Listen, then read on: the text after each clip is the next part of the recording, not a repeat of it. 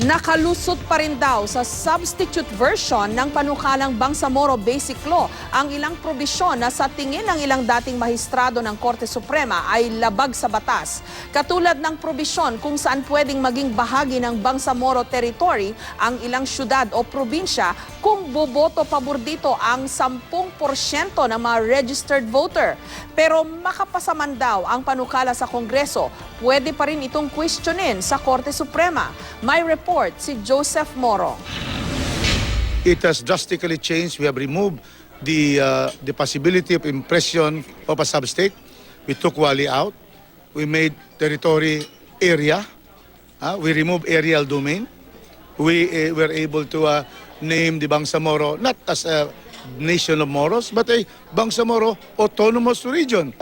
Kampante si Ad Hoc Committee on the Bangsamoro Chairman, Congressman Rufus Rodriguez, na narilis na nila ang ilang mga probisyon sa kanilang substitute version ng panukalang Bangsamoro Basic Law. Pero kung babalikan ang pagtutol ng ilang mga dating maestrado ng Korte Suprema sa ilang probisyon ng BBL, marami sa mga umunoy unconstitutional o lumalabag sa konstitusyon na probisyon sa BBL ay nasa substitute version pa rin na pumasa sa komite ng Kamara kahapon. Si dating Supreme Court Chief Justice Hilario Davide na miyembro ng Peace Council na binuo mismo ng Pangulo para pag-aralan ng BBL, pinatatanggal ang 10% opt-in provision kung saan maaari maging bahagi ng Bangsamoro Territory ang isang syudad o probinsya kung iboboto ito ng 10% ng mga registered voters. Penon pa rin ito sa substitute BBL. Hindi itinanggi ni Rodriguez na pwedeng lumawak ang sakop ng Bangsamoro Territory. It's very clear that in the contiguous provision that they should be first contiguous, then they're also in the triple agreement. Pero sabi ni Davide, ang pagbabago sa teritoryo ng isang autonomous region tulad ng Bangsamoro ay kailangan ng isa pang batas sa Kongreso at hindi lamang dinadaan sa botohan.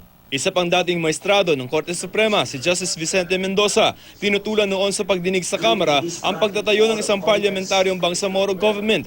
Dapat daw ay direktang hinahalal ng taong bayan ang mga miyembro ng parlamentaryo at gabinete ng Bangsamoro government. Pero sa substitute bill ng BBL, ang Chief Minister ang mamimili ng kanyang gabinete. The executive department is also required to be elected, but here by the Constitution.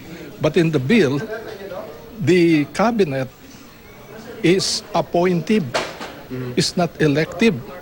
It is the Chief Minister who appoints the cabinet. Dagdag pa noon ni Mendoza, hindi rin maaaring ang Bangsamoro government ang bumuo ng kanilang mining policy dahil nasa konstitusyon ito at hindi pwedeng baguhin maliban na lamang kung aamyendahan ng konstitusyon. Merong ganitong kapangyarihan ng Bangsamoro government.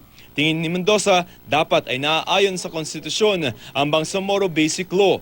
Sa committee report naman ni Senador Miriam Defensor Santiago, sinabi niya na halos katulad lamang ng BBL ang ibinasurang Bangsamoro Juridical Entity ng Korte Suprema na tila isang sub-state na raw.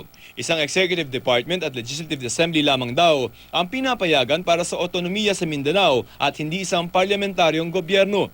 Isa ang komite ni Santiago sa 3 komite sa Senado na nag-aaral sa BBL. Kung ano't ano man, kahit maipasa ng Kamara at ng Senado ang Bangsamoro Basic Law, may tsansa pa rin na makwestiyon ito sa Korte Suprema. Ang kataas-taasang hukuman na magsasabi at may huling desisyon kung unconstitutional o constitutional ang Bangsamoro Basic Law. Joseph Morong, GMA News.